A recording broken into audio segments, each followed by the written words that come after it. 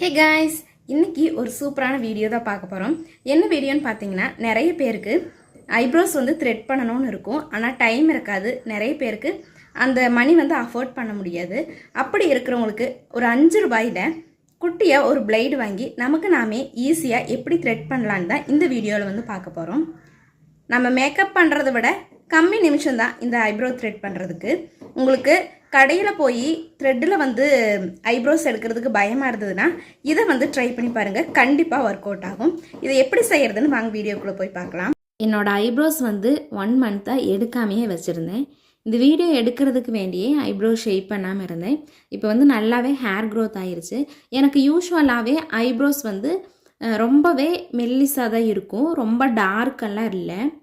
Hair growth நல்லா ஆன அப்புறம் தான் ஐப்ரோஸ் வந்து நான் ஷேப் பண்ணுவேன். இப்போ பார்த்தீங்கன்னா ஐப்ரோ ஷேப் பண்ணுறதுக்கு முன்னாடி நம்ம வந்து இந்த ஹேரையெல்லாம் நல்லா ப்ரஷ் பண்ணி விடணும். உங்ககிட்ட இருக்கிற சீப்பு வேணாலும் வச்சு சீவிக்கலாம். அப்படி இல்லைன்னா தீந்து போன இது மாதிரி மஸ்காரா ப்ரஷ் இருந்ததுன்னா அதுலேயும் நல்லா ஷேப் பண்ணி விட்டுருங்க. மஸ்காரா ப்ரஷ்ஷை வந்து தீந்து போயிடுச்சுன்னா தூக்கி போடாதீங்க. இந்த யூஸ்க்கு வேண்டி வச்சுக்கோங்க. தினமுமே வந்து மஸ்காரா ப்ரஷ்ஷில் வந்து நம்ம ப்ரஷ் பண்ணிகிட்டே வரலாம்.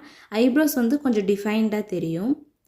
அதுக்கப்புறமா பார்த்தீங்கன்னா ஐப்ரோஸ் பென்சில் வச்சு நல்லா ட்ரா பண்ணிக்கலாம். நமக்கு எந்த ஷேப் வேணுமோ அந்த ஷேப்பில் வந்து நல்லா ட்ரா பண்ணிக்கலாம். நான் வீடியோ எடுக்கிறதுனால உங்களுக்கு வந்து ட்ரா பண்ணி காணிக்கிறேன். யூஸ்வலாக நான் எப்போவுமே செய்யும்போது ட்ரா பண்ண மாட்டேன். எனக்கு வந்து என்னோடய ஐப்ரோஸ் ஷேப் வந்து தெரியும். நான் அப்படியே வந்து எடுத்துருவேன்.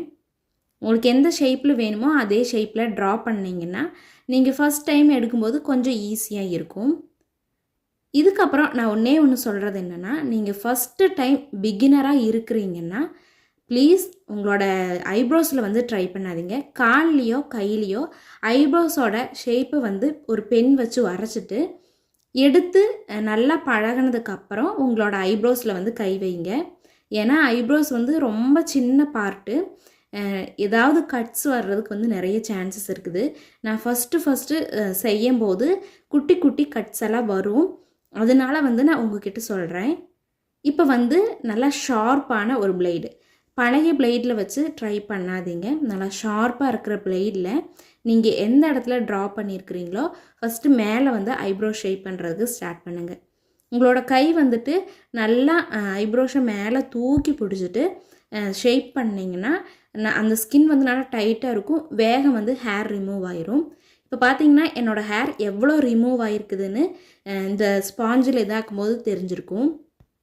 எப்போவுமே ஐப்ரோ ஷேப் பண்ணும்போது நல்லா ஸ்கின்னை டைட்டாக இழுத்து பிடிச்சிட்டு, இப்போ நீங்கள் கீழே பண்ணுறீங்கன்னா கீழே வந்து நல்லா இழுத்து பிடிச்சிட்டு, மேலே பண்ணும்போது மேலே நல்லா தூக்கி பிடிச்சிட்டு ஐப்ரோ ஷேப் பண்ணிங்கனாலே போதும். அது வந்து கரெக்டான ஷேப்பில் வந்துடும்.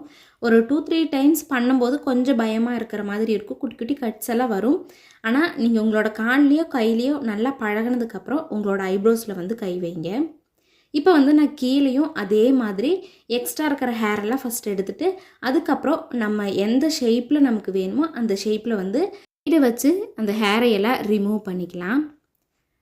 இந்த 2 சைடுமே நான் ஐப்ரோஸ் வந்து ஷேப் பண்ணினதுக்கு அப்புறமா நடுவில் இருக்கிற, அதாவது சென்டர் பார்ட்டில் இருக்கிற ஹேரை வந்து நம்ம ரிமூவ் பண்ணணும். எப்போவுமே சென்டர் பார்ட்டில் வந்துட்டு மேலே பார்த்து தான் ஹேர் வந்து க்ரோத் இருக்கும். அதனால் இந்த பிளேடை நல்லா இப்படி பெண்ட் பண்ணிவிட்டு இப்படி கீழே பார்த்து அந்த ஹேரையெல்லாம் ரிமூவ் பண்ணிங்கனாலே ஈஸியாக வந்துடும். நல்லா நீட்டாக க்ளீனாக இருக்கும். கடைசியாக வந்து நம்மளோட ஐப்ரோஸ் வந்து அந்த மஸ்காரா ப்ரஷ்லேயோ அப்படி இல்லைன்னா சாதா நம்மள்ட்ட இருக்கிற கோம்பில் கூட நல்லா மேலே பார்த்து ப்ரஷ் பண்ணி விட்டோன்னா இந்த நடுவில் இருக்கிற 2 ஐப்ரோஸ்லேயும் வந்து முன்னாடி பார்ட்டில் முடி வந்து நல்லா மேலே வளர்ந்துருக்கும். அதை மட்டும் நான் இப்போ கட் பண்ணி இது ஃபுல்லாக செஞ்சு முடிச்சுட்டு கட் பண்ணுவேன்.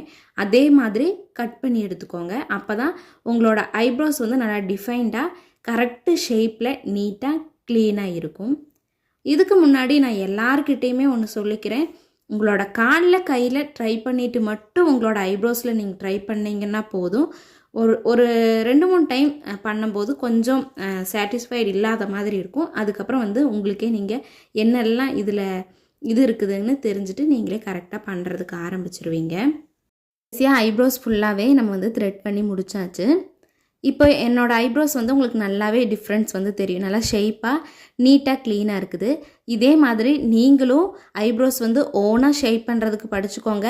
யாரையும் எதிர்பார்க்கவும் வேண்டாம், மணியும் நம்ம அஃபோர்ட் பண்ண வேண்டாம். நமக்கு நினச்ச நேரத்தில் நமக்கு நாமே செஞ்சுக்கலாம். என்னை பொறுத்த அளவில் நான் வந்து எல்லாத்துக்குமே செஞ்சு விடுவேன். எனக்கு அது ரொம்ப பிடிக்கவும் செய்யும். ஆனால் எனக்கு வந்து மேக்கப் ஆகட்டும், ஐப்ரோஸ் த்ரெட் பண்ணுறதாகட்டும் ஓனாக செஞ்சால் தான் ஒரு சாட்டிஸ்ஃபைடு இருக்கும். நீங்களும் இதே மாதிரி கற்றுக்கிட்டு உங்களோட ஃப்ரெண்ட்ஸுக்கு, உங்களோட சிஸ்டர்ஸ்க்கெல்லாம் பண்ணி விடுங்க. கண்டிப்பாக எல்லாருக்குமே இந்த வீடியோ யூஸ்ஃபுல்லாக இருக்கும்னு நம்புகிறேன். இது மாதிரி நிறைய வீடியோஸ்க்காக நம்மளோட வீடியோ பிடிச்சிருந்துன்னா மறக்காமல் லைக் பண்ணி, ஷேர் பண்ணி, கமெண்ட் பண்ணி, சப்ஸ்கிரைப் பண்ணிக்கோங்க. தேங்க்ஸ் ஃபார் வாட்சிங். Bye bye.